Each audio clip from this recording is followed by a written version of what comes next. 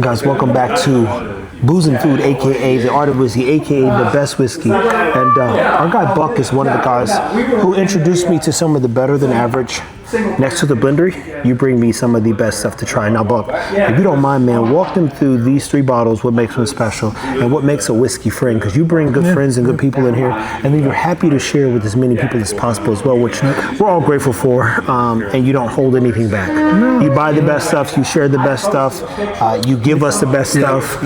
So today I was meeting up with a guy that we've had a lot of stuff over the years, but he's never made a chance out here, right? And so I said, okay, well let's bring something cool to open, right? And at the same time, I just picked up a few of these, and it's the new batch ones that hit Texas recently. So I said, well, heck with it. We'll bring this 25-20 year, right? So we cracked that today. Obviously, we've all shared it pretty good, and we cracked this today.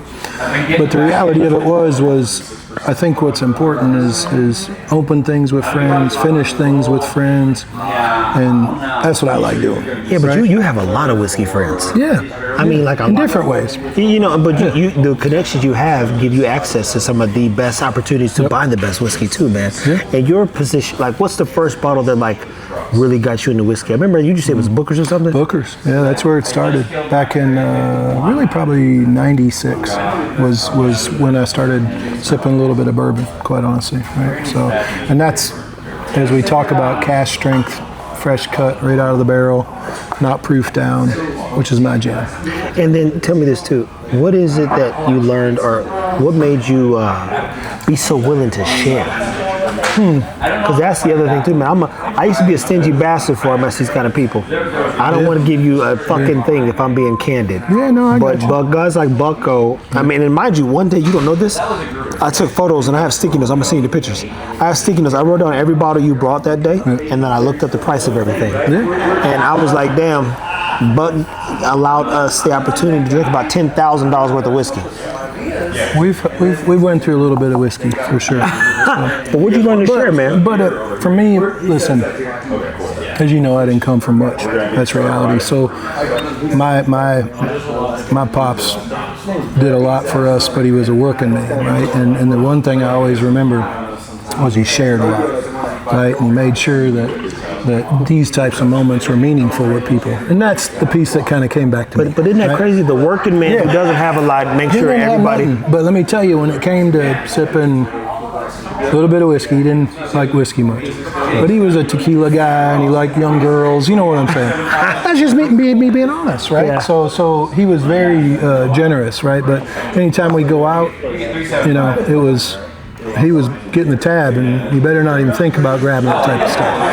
But we didn't have much, right? But that's just how I grew up. So I think that piece has instilled into me to be that type of person to share, and you know, especially with true friends, right? And I think, you know, you've changed a lot over the last couple of years, let's be honest. Hey, no, I look, and you've not only learned a bunch, but you've become a better person. Am I right? He said it, and it's because, let me be honest, you know, guys like Buck, they're relentless, you know. I show up and I stay in my corner, and guy Buck, he just keep doing like this. Hey, I'm not going nowhere, buddy. No, and then, you know, we're still here, buddy. Yeah, and Buck, this is actually George Stagg.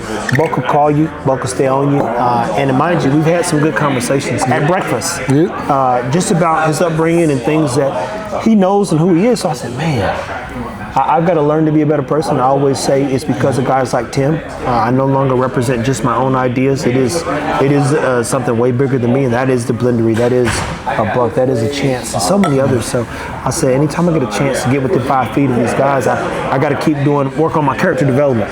And learning, because if I didn't come from a background of sharing, and I thought that because we exchanged something, you needed something from me, right? We all been there. If you got what you needed, then you go, why are we talking still? And these guys will still call and just touch base with you, make sure you're okay, and to tell you if they're okay, and you know, they share a bunch of stuff. So gratitude's the highest form of humanity. It's crazy, my grandfather taught me that. Didn't really get to see it. He died when I was 12 years old, so I didn't get to see it exemplified in a way. But because you didn't understand it, right? There you go.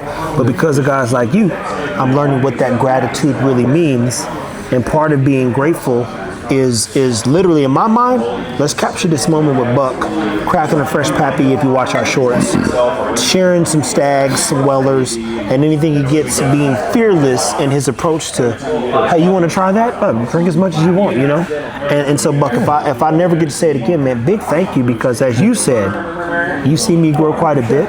I walked into the blender very cold and very inhuman in some forms of fashion. But it's moments like this that remind me, hey, man, to keep it open mind and be grateful for guys like him and others. And then just to stay moving, as I always say, because you can always improve if you're on the right path, but you need good people like this who have patience. Where'd you learn patience? That's the last question. Ooh, probably my wife.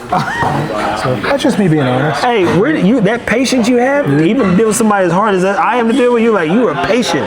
Where'd you learn that, man? 3 kids, right, that I'm super proud of, right? A wife that's my better half. That's reality, you know? So, you know, it helps. But I got selective hearing, which is also... He's like, I don't hear no bullshit. Well, listen, you got to engage when it's right and stay the hell out when it's not, right? So, you know what I'm saying. I do. And we'll leave it at that, guys. Well, I'll tell you this. You need patience, time, energy, effort, and then just quality people around. You need the ability to be quiet and just learn. I would tell you this, man. This whiskey, clearly because of its name, speaks for itself. But it's only because of guys like Buck that make moments like this matter to me, even because I wouldn't go out of my way. Like, even when I think of a whiskey collection, like, I'm like, well, let me start a whiskey collection. I'm like, why? Buck gonna bring something crazy I'm gonna be able to try. I ain't got an OD. Chancellor's gonna bring something I never had. All you guys gonna bring something. I'm like, once I try it, I'm like, I ain't gotta have that again. But those single... But you know what you want to get more of? What? Which, when you first came, you had no clue. No. Right? Like, now so at least you know what you like. I would only buy George Staggs and King's Kentucky way on the roof. I understand. We done spoiled your ass. Hey, you go awesome. Or the single barrels over at the blender. Exactly. Exactly. Which are, quite honestly, right, from a quality standpoint, and nothing's going in a bottle here unless it's right. That's the difference, because, like it or not, they're batching what they're saying is the run this year. And all of it goes into a tank, and they put it all in these labels.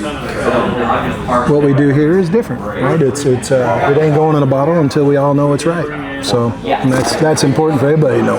So that part is true, people. So again, if you've ever got out and wanted to get into the whiskey world, 2 things that I've heard consistently is get into a whiskey group, get around people who are whiskey connoisseurs and who literally have interest in sharing and caring and showing, and then just get around some good character people, man. Yeah. They know I'll disappear quick. They've been around me a little bit, but I've learned to have more like, let's keep an open mind. It ain't just a job. There's a real relationship and exchange of human currency, you know? Yep.